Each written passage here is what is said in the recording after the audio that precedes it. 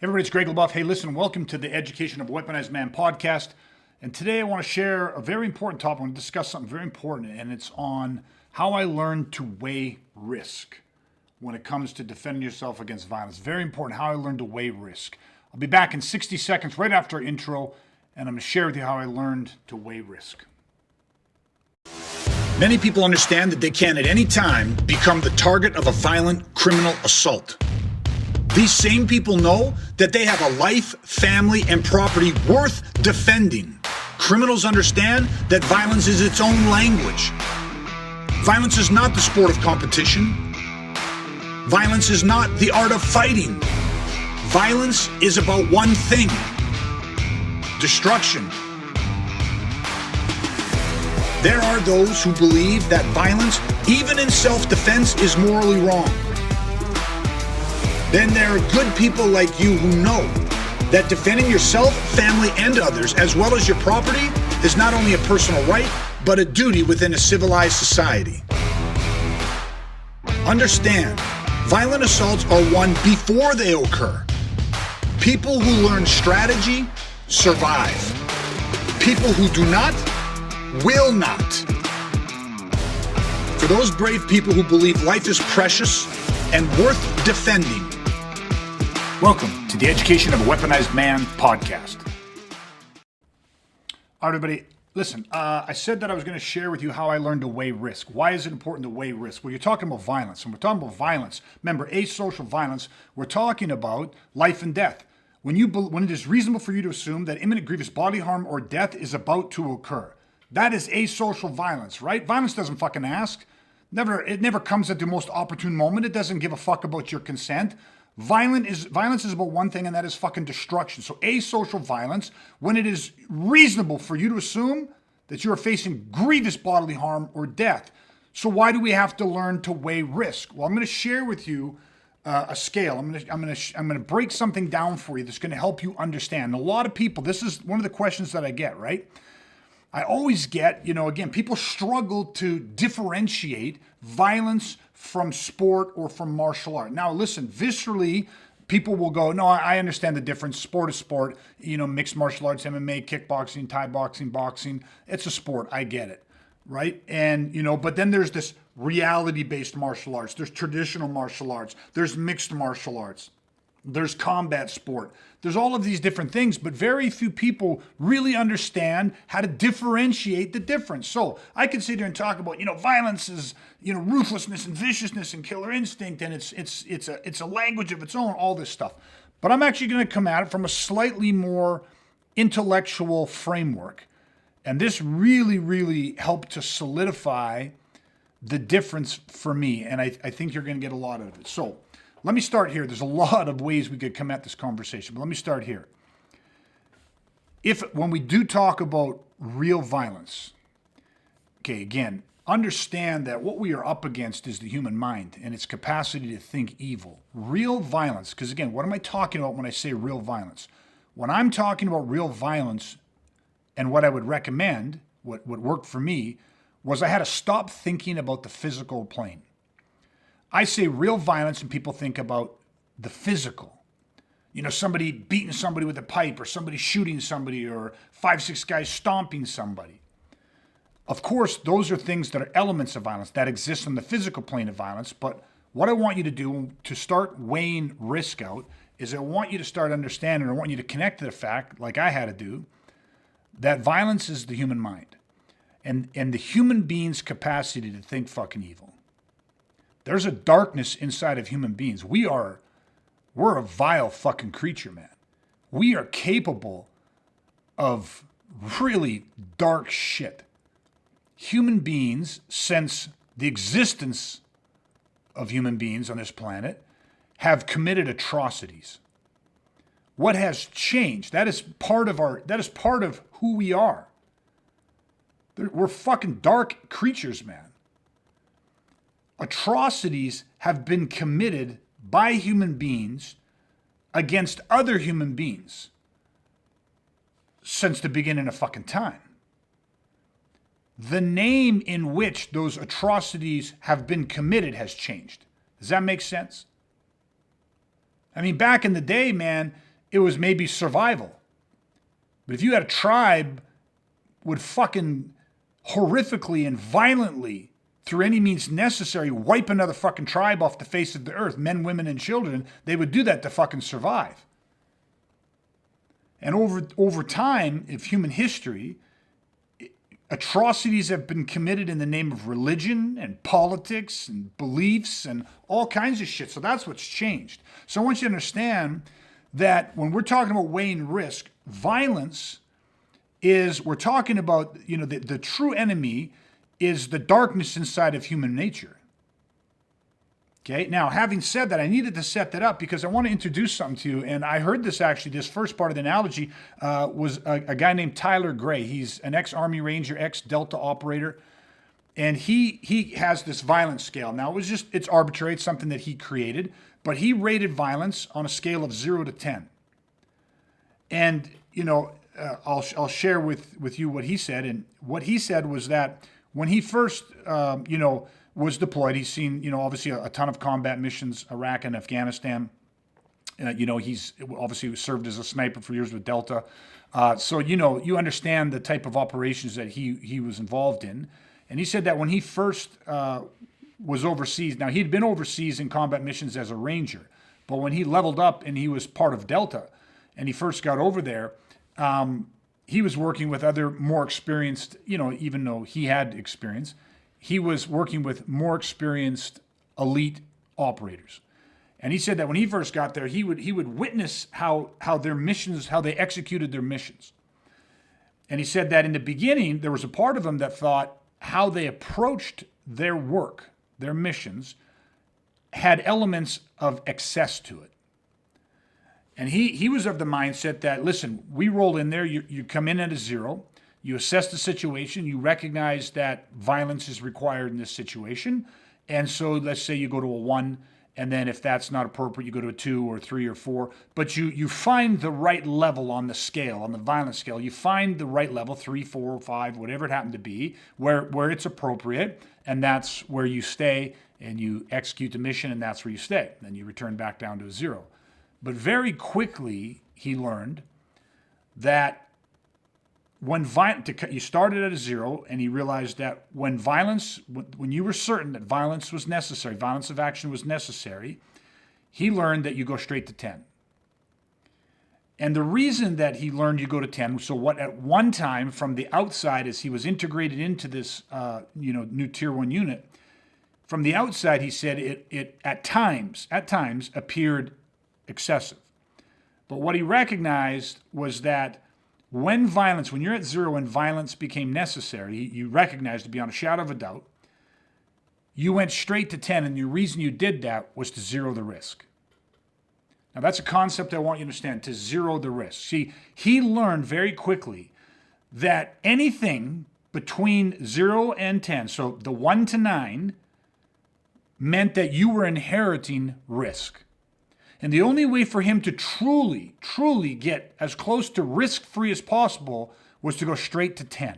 Now you got to remember, this is a situation where violence is warranted. And he realized because for every degree down you go, if you started a 2 or a 3, it gave the enemy the opportunity to go to a higher number. And that meant you were fucking dead.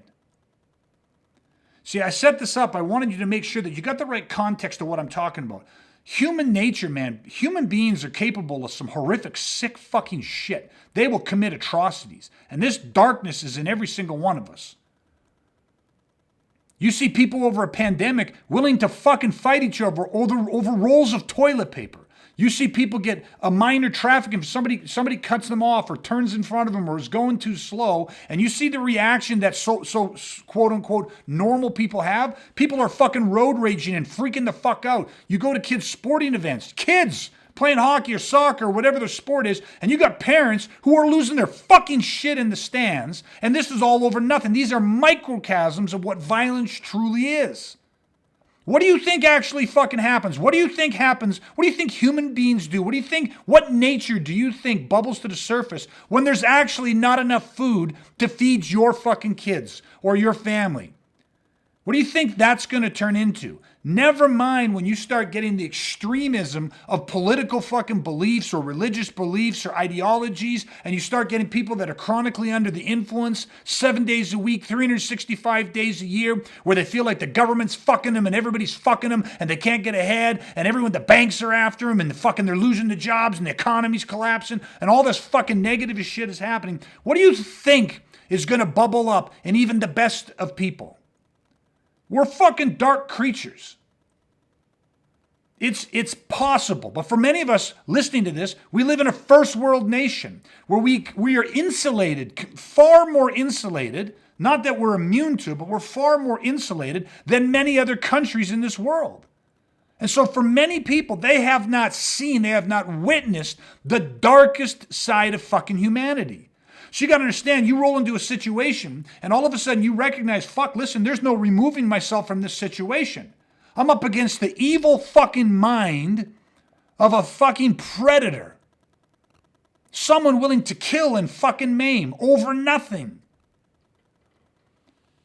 And you're going to go to a 3 or a 4 or a 5 or a 6 or even a 7, 8 or a 9. And that allows that motherfucker, that ruthless predator, it allows them the opportunity to go one number higher. And when they go one number higher, you inherit the risk, that risk of them going one number higher. And if they go one number higher, you're fucking dead. Right? I'm going to quote Tim Larkin. Violence isn't always the answer. Most times it's not the answer. But when it is the answer, it is the only fucking answer. So I need you to have this context that you might be at a 0, but when you face imminent grievous bodily harm or death, asocial violence by a fucking ruthless predator who's gone dark in his fucking mind and tapped into that sadistic, ruthless side of their human nature, and they are about to express that to you or your family, you better fucking go 10. That is the closest you will ever get to zeroing the risk. And I'm going to share something else that Tyler Gray said. I'm going to expand on this a little bit. Because again, people's minds would be blown. He said people's minds would be blown if they understood how much risk soldiers took in warfare, in battle, because of political optics, because of rules of engagement. And I get that a lot of people say, listen, there's a lot of situations where you need rules of engagement. You don't want innocent people killed in civil, of course. But when you got elite operators hunting the fucking scum of the earth, the most ruthless motherfuckers who are raping, murdering, destroying, torturing, brutalizing in the darkest, most horrific fucking way, committing those atrocities, when you ask those individuals to seek out, hunt, and engage those individuals in their own turf, in their homes, in their caves that they're hiding in, wherever they happen to be hiding, and then you handicap them with certain rules of engagement, you understand how much inherited risk there is. One of the reasons that Tyler got out of the Rangers and wanted to go to the Delta operators, because on a mission when they were collaborating, he saw that the Delta operators were in charge of their own intel. They basically created their own missions. They did their own intel, they did their own research, they did their own reconnaissance, they planned their own missions. They were zeroing the risk by shortening the chain of command, where with the Rangers, which is still in its own way a very elite operations group, infantry unit, they had a different chain of command. They were told where to go. They were given intel. They were, you know what I mean? So they had less control. They inherited more risk. And he saw the freedom of saying, listen, if I'm going to do this, I want to do this in a way where I can zero the risk and increase the odds of not only mission success, but me returning home. So I hope that I've set this up in a way that you can understand that the whole goal in violence is to zero the risk. When, I teach people how to weaponize, how to prepare themselves for violence. That's the goal I want to achieve for everybody. That was what I needed to achieve for myself. Now there's a transformation within the achievement of that goal. You become a different human being. The more that you're in touch with the violent side of your nature, the more you are in touch with the compassionate, the empathetic side of your nature. It's the front and the back. The people that are closest and have mastered the tool of violence are more compassionate, more understanding, more empathetic, more patient people. Why? Because they have the room to do that. They have the freedom to do that because part of it, just a small part of it, is we understand what the fuck the cost is when you have to go to 10. So when it comes to antisocial aggression, which is all this bullshit of people fighting over fucking egos and road rage and traffic, like, and all this fucking stupid shit that 9 out of 10 times, if you can regulate your own sense of self, your fucking ego, you can simply box around or remove yourself from those situations. Because you understand, this is not a sliding scale of 0, 1, 2, 3, 4, 5, 7, 8, 9, 10. This is a 0 or fucking 10. When legally immoral justified, I'm fucking going 10, baby. Why? Because I'm going to zero my fucking risk. This fucking predator, this piece of shit, has left me, no choice. I cannot remove myself. So now my life, I am facing imminent grievous bodily harm or death, me or my family, and I'm going straight to fucking 10. That's why we train so hard to recognize violence for what it truly is, to see it when it is there in front of you. See it for what it is. And then guess what? You can see all the other bullshit for what it is. Bullshit. Antisocial aggression, ego-based fucking maniacs and, people that are, easy to fucking walk away from, easy to remove yourself from 99.99% of the times. And if they don't, that means they just escalated up to fucking predator status, and now they're committing an act of asocial violence. So hopefully I've made my case on this side of it, right? We need to zero the fucking risk. In a fight for my life, in the fight for my kid's life, imagine a fucking group of predators, fucking pedophiles, trying to kidnap, to rape, assault, and murder my daughters. Tell me what the rules of engagement are when I come upon this. I come home and see these group of individuals trying to kidnap my daughters, trying to physically murder, rape, and assault my daughters. What are the rules of engagement? I'll tell you what the rules of engagement are. You go to fucking 10. You go straight to 10 and you injure every motherfucker as expediently as you can. And the second they are injured and no longer a threat, they no longer matter to me. Whether they are lying on the ground, trying to find their fucking eyeball, or whether they're dead, that's irrelevant to me. This is not personal.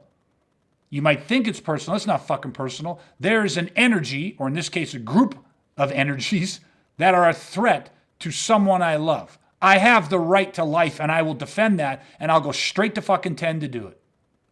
Because I'm not giving them even a fraction of a second or a chance or an option to go one number higher than me. Because if I fall, then my kids are done. That's my case. That's the violence scale, right? Now, I'm going to add a second dimension into this. If 0 to 10, and we got to go to 10 when it's violence, then think of it this way. Everything in between, so the 1 to the 9, everything in between that is you absorbing risk. Now, you can do it if you want. That's your choice. You're facing a violent predator. You're facing the darkness of the human mind where atrocities stem from.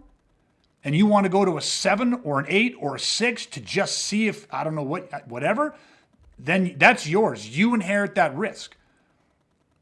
Imagine a high-level predatory situation, imminent grievous bodily harm or death is facing you or your family, and you decide to start at a 1 just to see, let's find, 1 didn't work. Well, what happened? What was the biofeedback that told you 1 didn't work? Oh, I better go up to 6. Boy, I really underestimated that. I'll tell you what it is. Injury. Carnage, death. That's what fucking happened that gave you feedback. And here's the thing.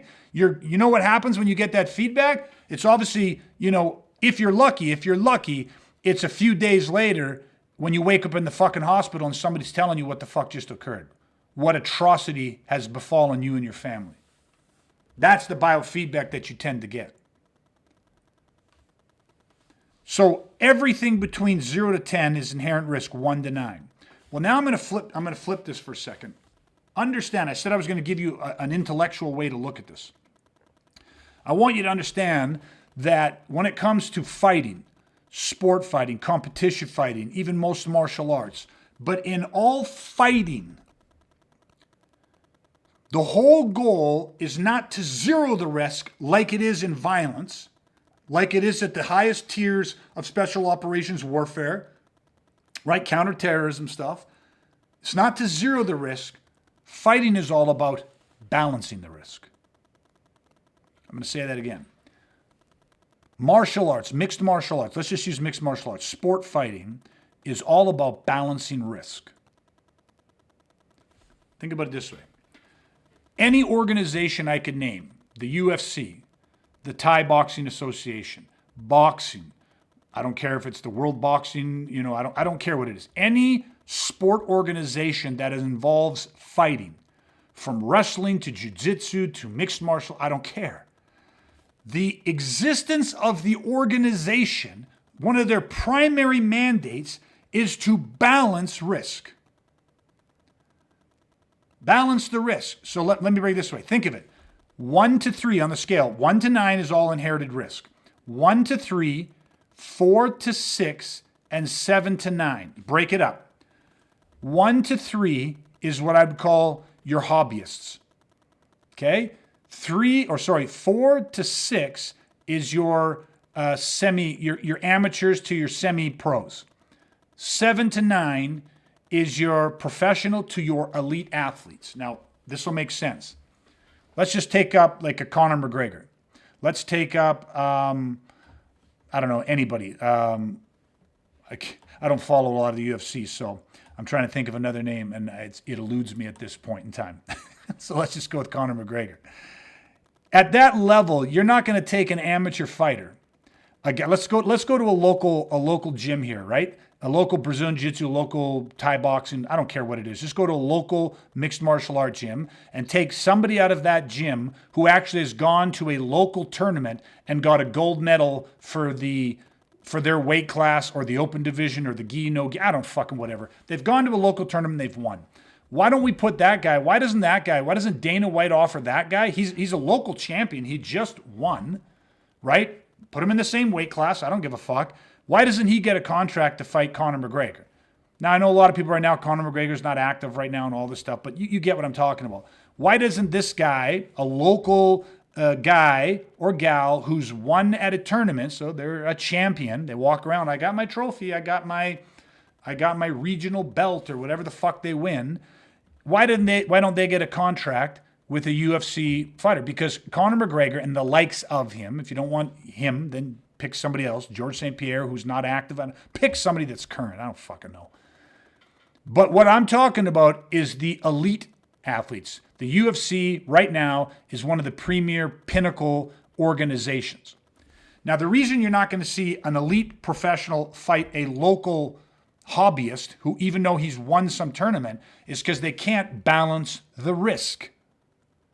You see, even as an entertainment sport, right? The UFC has to have entertaining fights. If they don't have entertaining fights, nobody's going to fucking pay. If nobody pays, the organization doesn't exist because there's no fucking profit in it. These organizations are about fucking profit. That's why there's arguments right now about what the fighters are being paid versus what pay-per-view is bringing in and who's making the fucking money. And Dana White's arguing, no, they don't deserve it. They're getting their fair share and fuck this. And they're trying to grow a sport, but it's all for fucking profit. Don't think it's for anything other than fucking profit. They have no interest in finding out who the greatest fucking martial art is, what the greatest fighting style is. They have no interest in what's fucking truly functional for combat, for families defending against violence. None of this is on their agenda. It is about growing an entertainment, a sport entertainment business to make more fucking profit. And yes, there's people that love watching this. Yes, there's a lot of athletes that get into it because they want to excel. Human beings have always wanted to invest their energy into athletics and showing what human potential can do. But you're never going to get them. And here's the thing, like I'm talking about balancing the risk. Conor McGregor, or an elite professional athlete, they're going to always match up against another elite professional athlete. So somebody that falls on the scale between a 7 and 9. They exist between a 7 and a 9. Why? Because there's going to be entertainment value to that. They want, plus, they ever steel sharpens steel, meaning that a guy that's an elite athlete wants to compete against another elite athlete. So they have matchmakers. They're trying to match up the best fights, the most exciting fights. This is why you get into it and you go up the ranks and you become the number 2 contender, the number 1 contender. Then, you fight this fight. If you win this, you earn a title shot. Now you go, because they're saying, let's let the cream rise to the top. The best fight the best. And it's because of this sense of fairness. They're balancing the risk. Now listen, fighters and people that exist within this sport stuff, right? They are, they're not, everybody just tries to push a little more risk onto the opponent. So you got a guy like Conor McGregor fighting somebody else, another elite athlete. And that guy says, listen, I've studied his tape. He's really great puncher. He's got great striking skills. He's good on the ground, but I'm better on the ground because my background for my whole life since I was a kid has been on the ground. So that's my strength. So I'm going to double down on my ground efforts. Or my ground is already better than his, so I'm going to focus in my fight camp on neutralizing his striking. So I'm going to work on my footwork. I'm going to work on slipping inside his jab. I'm going to work on these specific counters. They're trying to do things. I'm going to up my conditioning. I'm going to change. I'm going to become more flexible. I started doing this certain stretching and yoga. You don't understand. They are going through all of these things, whether it's they can get an ounce. If I can get better conditioned than what my opponent is or what my opponent thinks I'm going to be, that pushes more risk to my opponent. But it's all still within a balanced scale. Otherwise, you wouldn't have got the opportunity in the first place. Let me just drop right back down. Let's go to the 1 to the 3, the amateur or the hobbyists. These guys go out and you got a guy going, oh, I fell in love with jiu-jitsu. I wanted to get in shape. I needed to get out of the house. So I went to my local gym. Why? Oh, it's just convenient. It's like on my way home from work. So super convenient, which is why most people pick a place to train because it's convenient. Or they go, oh, jiu-jitsu. I'm watching Henry Gracie all the time and I just love him and jiu-jitsu is great. And he tells me how great it's going to make my life. So that's where I went. And that's fine, and it can. But they go in there and they go, well, I'm training 4 nights a week. And there's another guy there that I train with when he's there, but he's only training 2 days a week. But within this, so, when you match up to spar at the club, they're going to put you together. They might turn around and say, listen, you're 100 pounds heavier than that guy, even though that guy's a higher belt. We'll let you two guys go together because your size and weight should help to counteract his skill. He's higher skill, but you're bigger and stronger, heavier. You'll weigh him about 100 pounds. Hopefully that'll balance out. Now, sometimes in training, it's a big mismatch. They put the black belt with the white belt, but ideally the black belt is helping to teach the white belt. In a lot of gyms, we all know, all they do is fuck up the white belts. They use them as a fucking, it's like, feeding the lions, and they just let the black belts eat the fucking raw meat. And if the guy quits, he quits. Who gives a fuck? If that guy gets injured, he gets injured. But this is the problem. This is where a lot of people have quit martial arts, where a lot of people, have become disillusioned or whatever, because sport and martial arts and training is 99% of it, 99.999% of it exists between the 1 to 9. And then the whole goal has to be about balancing the risk. You go in there and you go to most gyms and it's sparring night and the coach is going to try to match people up. And if he can't find a great match and say, well, we got these new beginner, but we got these experienced guys, he'll take the experienced guy and say, listen, this is their second time sparring. I want you to fucking go easy on them. I want you to teach them a few things. You know what I mean? Just, do more of coaching than you are of sparring. And ideally, if the guy's got a good attitude or the gal's got a good attitude, that's exactly what they do and nobody gets hurt. But you understand the risk. And it's so interesting for me because when I understand that there's a difference, imagine in violence, go back and rewatch the first part of this podcast. In violence, you got to go to fucking 10. You got to zero the risk. But in every other art, every martial art, every sport, everything that they're fucking doing, it's all predicated on balancing the risk, sharing the risk equally. And then all you're doing is like, well, in between, like I'll try to push a little more risk onto them by being better conditioned. Oh, I'm bigger than everybody in my gym. I'm 6'8" and 350 pounds. That puts a little more risk onto everybody else that would spar with me. I have more reach. But at the end of the day, a training gym, a sporting organization, competition-based, anything like that, they're always going to try to balance the risk. You'll just have instructors going, I'm not putting you together because you're literally outweigh this kid by 200 pounds or you outweigh this girl by 200 pounds. So I'll let you guys drill together every now and then, or I have to make sure that I'm giving you the bigger, stronger, very specific instructions to balance the risk. You can't use your kicks. You can only use your lead jab. You can't do submissions. They can do submissions. All you can do is position. You have to play off your back and all you're allowed to do is sweeps. You have to this, balance the risk, balance the risk, balance the risk. So understand that there is this environment that is created. There's these paradigms, these beliefs, these optics that are being created off what is really going to allow me to save my life? What is fighting, but it's all being skewed off this underlying current of balance the risk, balance the risk. Now here's a very interesting off take on this, right? If you're tracking with me so far, you got to remember this is what I went, this is what I lived this and to figure this shit out.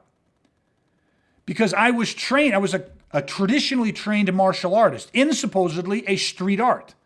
Has nothing to do with sport. Oh, this is not sport. It's all I fucking heard when I was young taking this martial arts, karate, kickboxing. All I ever heard was this is not sport, this is not sport, this is not sport, this reverse punch, this kata, this teaches you to kill someone, rip someone's throat out, blah, blah, blah. Yet all of it is like, okay, bow to each other, stand in this stance, fight at this range, do all this stuff, balance the risk, balance the risk. Black belts couldn't go with white belts, of course, because you can't balance the risk. All this shit. So you just are constantly being taught and trained and conditioned, and it develops an expectation that there is going to be a fairness, which is really a balancing of the risk. It's the same in every fucking sport. You don't put the national junior team, our Olympic team, doesn't play a fucking peewee or midget B team. They don't play them. Why? Because they can't balance the risk of that game. Not just in the score and because of the skill, but like injury, you got fucking grown, just about grown men playing young boys. They're gonna get fucking pummeled. But you see, this is the culture.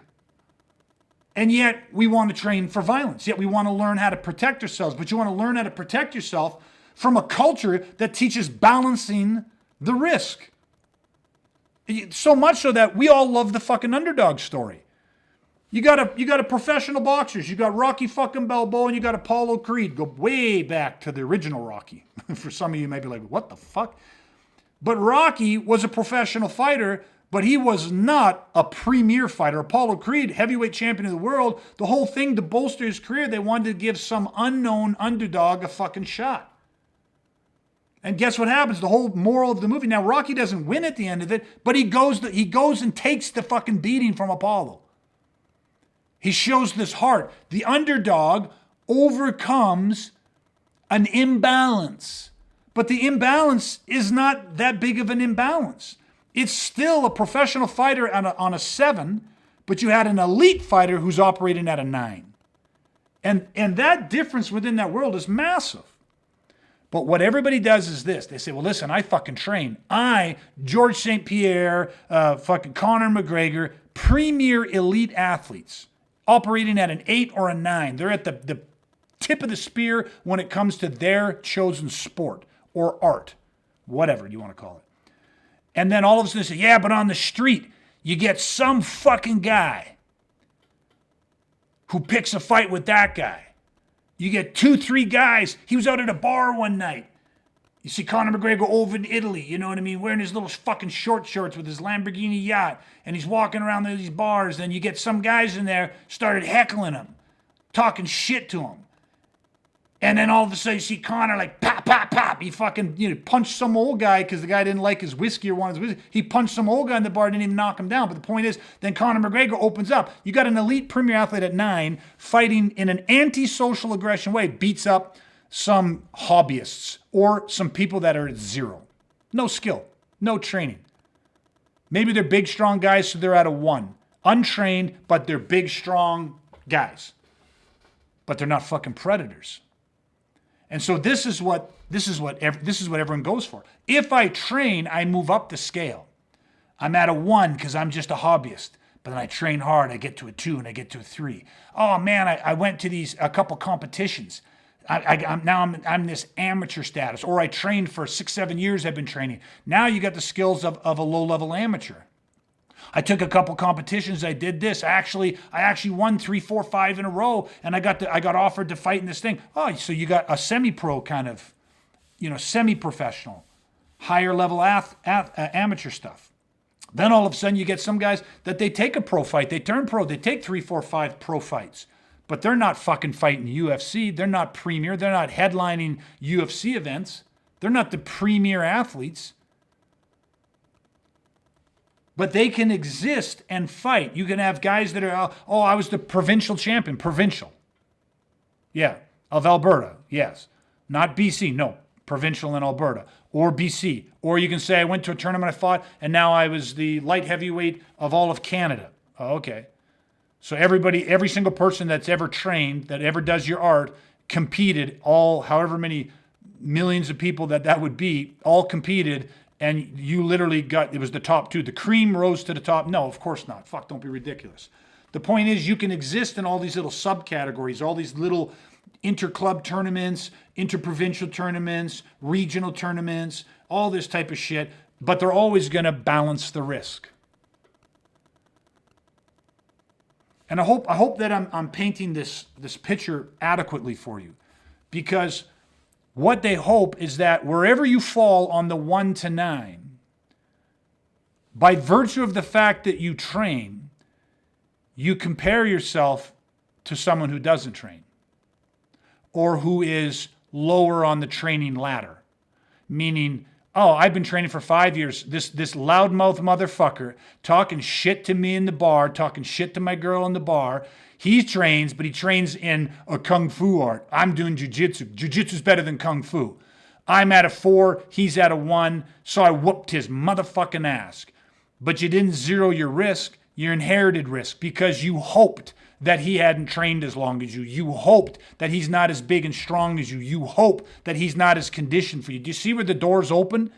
Just like we talked about at the beginning, if you choose a 4 or a 3 or a 6 or even an 8 or even a 9, you give the opportunity for your opponent to go one number higher. And if they go one number higher and they're a ruthless motherfucker whose mind has gone fucking dark and they are tapped in to the capability of committing a human fucking atrocity, you're fucking dead.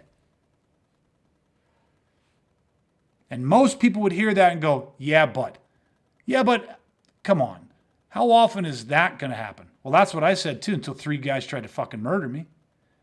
And then the 3 guys that originally tried to fucking beat me to death, 4 or 5 other guys jumped in who didn't even fucking know the original 3 guys. Thought it looked like fun, mob mentality.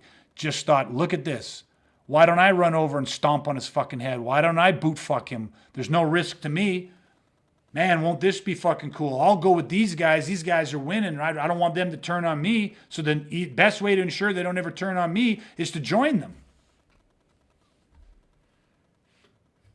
So what number, with all of my martial arts training, excuse me, with all of my martial arts training and all the kickboxing experience, all the sparring experience against professional fighters, all that stuff, all of that skill would only have ever allowed me to go to defend myself somewhere between the 1 and the 9. Now, would the 9 have been enough? Well, against one of them, maybe. No, most likely. If you had a skill level of 9 and you're a premier athlete, the problem is I trained hard and I was very good, but I wasn't a premier athlete. The guys that I was a sparring partner with, he was ranked 5th in the world. He was a premier athlete. I was never going to be as good as him. So I never had the possibility or the potential. I had the potential, I guess, but I never actualized that to ever get to a 9. So what was my threshold? A 7? I was better than most guys. I trained harder than most people. A 7 is pretty fucking good. I sparred other pro athletes, like pro fighters and stuff, and could hold my own. But I was never going to be the 9. I was probably never going to be the 8. There's a lot of people that can be better than me, and there's a lot of people that are far worse than I am. Their threshold was maybe a 5 or a 6. What's your threshold? How often do you train it? If you want to get to the 7, 8, 9, the upper echelon, you got to be training 6, 7 days a week. 2, at minimum 2 training sessions a day. Your nutrition has to be dialed in. You need private coaches. You're going to have to dedicate, geez, man, To even get on the map, you're going to have to dedicate 7 years, 365 days a year, 7 years of that. You know, you're going to probably ultimate 15 to 20 years if you want to build a career. If you want to get to the 4 to 6 status, you're going to be still training 4 or 5 days a week. You're going to have to pretty much work and fucking train. You're going to have to be doing privates. You're going to have to fall in with a very upper echelon group of guys. You need at least 1 or 2 guys in your crew, in your circle, that are going, and their whole goal is to become the 7 and 9, the premier athletes, so that you can be a training partner to them, so you can be surrounded by professional instruction, that you can have access to dedicated sparring sessions and privates and just all of that shit, man, to get to a 4 to 6. Or you can get to a 4, 5, or 6 if you dedicate 15 to 20 years of consistent focused training. No distractions, no time offs, 3-4 days a week for 15, 20 years. That's the kind of work ethic it fucking takes to get to that level. Or you can be like the majority of people and you can just be a 1 to a 3. And then it just, hey, listen, you can get to a 3 fairly quickly if you're a decent athlete. You're young, you start training when you're young enough, you start training when you don't have injuries, you don't have wives and kids, and you don't have a dedicated career. Or maybe you've got the career, you've got some money, but you don't have the wife, you don't have the kids, you don't have a lot of responsibility. So you can be at the gym 5, 6, 7 days a week. But you got to recognize, for most people, that's a limited window, because then they meet a girl or they meet a guy, they fall in love, then all of a sudden you get married, then you have kids, then you have different career and pressures and demands and all this other shit. And so they get pulled out of it. And they go, oh, I used to train for 5, 6, 7 years. I used to train for 6, 7 years. When was that? Oh, that was 10 years ago now. Or they got a fucking injury. Oh, I was out one day. I was playing rec hockey and the guy checked me from behind and gave me whiplash, or I popped my knee out, or some stupid thing like that. Or I was out on the golf course and we were drunk and I fell out of a golf cart and tore my rotator cuff, and all kinds of stupid shit that people never get to a 4, 5, 6, never mind a 7, 8, 9. All of this is, I'm trying to share with you, right? Here's the big flip. Hopefully you've stuck with me this long. You can train and go, my training makes me better. But bad guys, evil fucking people, predators that use violence, they're fucking organized. They have plans and blueprints for how they fucking successfully murder, rape, and assault people. And guess what? They're going to 10. They're going straight to fucking 10. Why? Because they've learned something. If you want to assault somebody, if you want to fucking murder somebody, if you want to rape somebody, you don't want resistance. You don't want any fucking possible chance that motherfucker is going to choose a higher number than you.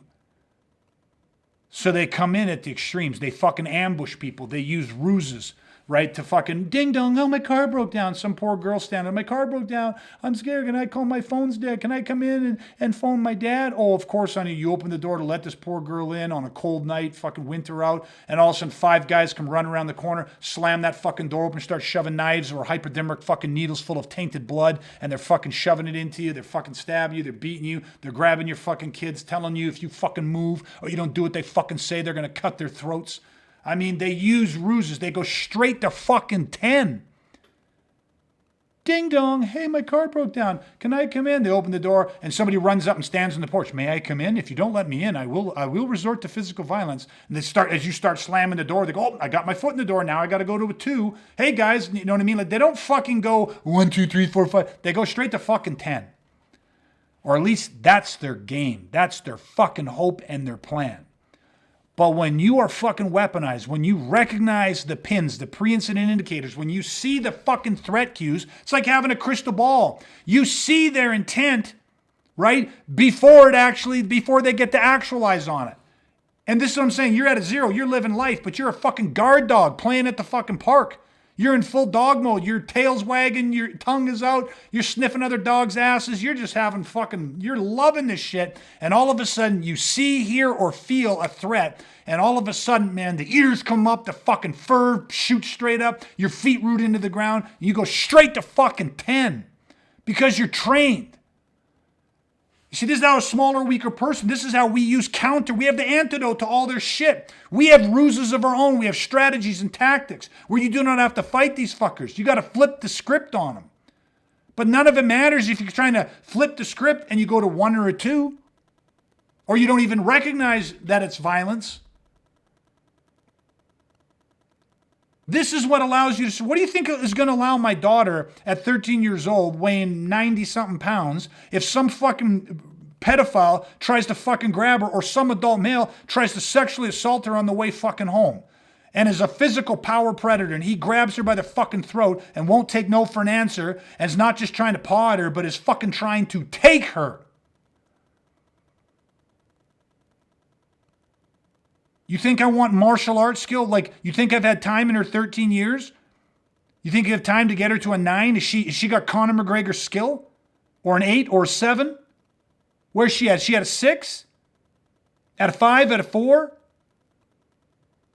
Right? No, she's probably at, if I was training her like a martial artist, she'd be at maybe a 2 or a 3. Maybe it'd be a 4, and I'd be, look at her. Look at the skills. Look at the dedication she put into it. And it would have been a massive part of her fucking life. But no, instead what I've done is said, listen, understand something. The number one thing you need to do is don't inherit any fucking risk. When there is no doubt in your mind, when you read the signs that say this motherfucker means to do me serious, grievous bodily harm or death, you go straight to fucking 10 and let me show you how you flip the switch. Let me show you how you don't fight fair. Let me show you how you fucking cheat. You fucking cheat. There is no honor in how we fight. There's honor in why we fight. You fucking cheat, and your honor is in getting the fuck home and injuring that motherfucker. It is not hard to fucking injure human beings. You do not need martial skill. You do not need 6, 7, 8, 9 of martial skill to do that. Zero the fucking risk. There's an infinite number of ways that she at 13 already knows of how to injure the human body, how to incapacitate people. I don't give a fuck how big they are. And here's the best part, honey. As a 13-year-old girl who weighs like 90-something pounds, they're never going to fucking see it coming. That's part of how you get to 10. They fucking underestimate you. They see you. The optics have told them. They see you and go victim. Just like a group of people look at me and go victim. Look at this fucking guy, thinks he's tough. Look at this guy, 6'4", fuck him. What are we guys? We're the 5'9" and under crew. Fuck that tall ass motherfucker.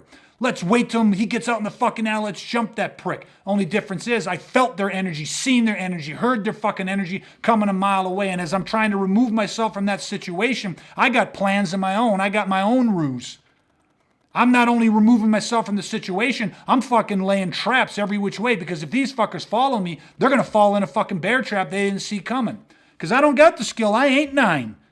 I'm not 8. I'm not 7. I'm not your premier professional fucking fighter. I'm not the 6'5" and the 4. Matter of fact, I've said it before, I'll say it again. By my own opinion, I'm a pretty fucking shitty martial artist. I'm not that good in a fair fucking fight. Straight up, I'm not that good in a fair fight, and I'm a pretty good fucking athlete, but I ain't that good in a fair fight. Luckily for me, I don't have to fucking fight fair. Because if all it is a fight, I just fucking go home. Remove myself from the situation. I can see ego coming a million miles away. And if I can't go home, if it's not just an ego situation, if it's a legitimate fucking threat, if I'm being hunted or stalked by fucking violent predators trying to ambush me, well, that's my fucking world. I live there. You think a hunter can't spot a hunter? You think a fucking predator can't spot a fucking predator? A predator who stalks and hunts for evil, you can have a human being who is on the good side of it, who's learned to hunt and stalk and fucking counter those fucking evil predators for the righteous. I had a group of people try to fucking murder me. It will never fucking happen again. They can try, but I'll never be the victim that I was. I didn't speak that language. Alls I was taught through my self-defense training, alls I was taught through my martial art career was how to fucking balance the risk. It wasn't until I got a weaponized motherfucker, till I got an individual who had worked with SEAL teams, who were fucking training individuals to go into harm's fucking way, to hunt other fucking predators, who said, stop balancing risk. Violence is never going to be fair. There will be no balance in violence. You got to learn how to zero the fucking risk, and I'm going to show you how to do it. That's what reframed my thinking. So listen, I hope you can find something out of this. I tried to hit you on an emotional level. I tried to give you an intellectual way to understand this, because we got to marry the two worlds. People often think of training in self-defense and violence and everything from the logical brain, the intellectual eye. But it's really hard to fully see the elephant, so to speak. It's like 5 blind guys, guys each never, experience an elephant, each touching a different part of the elephant's body, and then asked to describe it after. And the guy that feels the massive leg on an elephant describes it that way, and a guy that's feeling the wide, tall, massive body describes it that way, and someone's on the tail or the tusk or the trunk, and all 5 guys are describing it differently.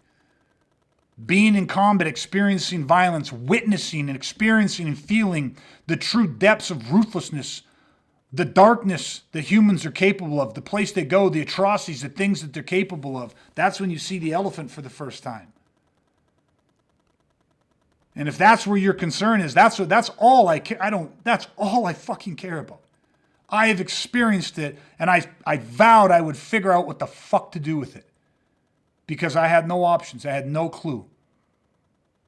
I've said this before, I'll say it again. Nobody fucking told me what it was going to be like. I was so unprepared, physically, mentally, emotionally, and spiritually.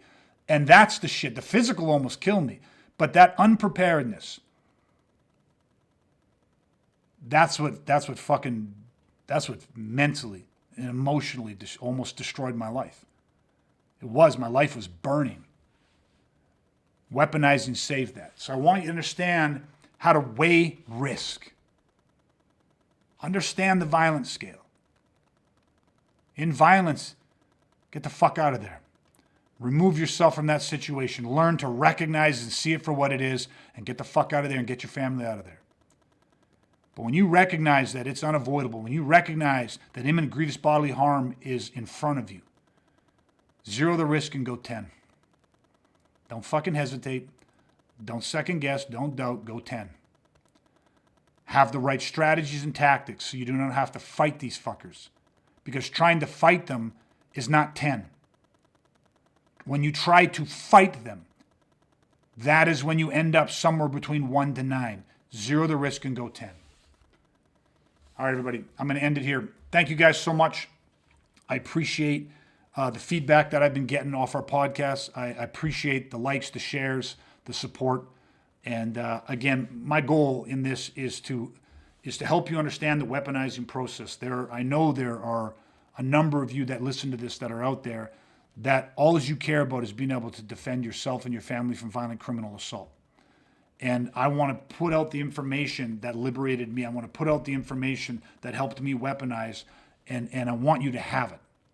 I want you to use it. I want you to understand it and think about it and train it. Because it's not a matter of if, it's a matter of fucking when. Human nature is human nature. And it's we're getting more and more people that are under the influence. More and more people are expressing, through hatred and rage and, chronic pain and suffering. And it's growing in our world. So I want you to be safe and be weaponized. All right, everybody, that's it. Until next time, stay safe, stay weaponized, and we'll chat again soon. Hey, thanks so much for listening. And listen, if you found this content valuable, here's 3 different ways that I can help you weaponize for free. First, grab a free copy of my ebook, The Education of a Weaponized Man. To get your free copy today, head to ebook.awakentheprotectar.ca. Number 2, you can take a free workshop where you will discover the 10 insights violent criminals don't want you to know. To take this workshop, head to workshop.awakentheprotectar.ca. The third way is to head to my website and check out all of my Freeline programs that cover everything from mindset to strategies. To check us out, go to awakentheprotectar.ca. And finally, leave a 5-star review so that we can reach more good people like you who are ready to weaponize and rise regardless.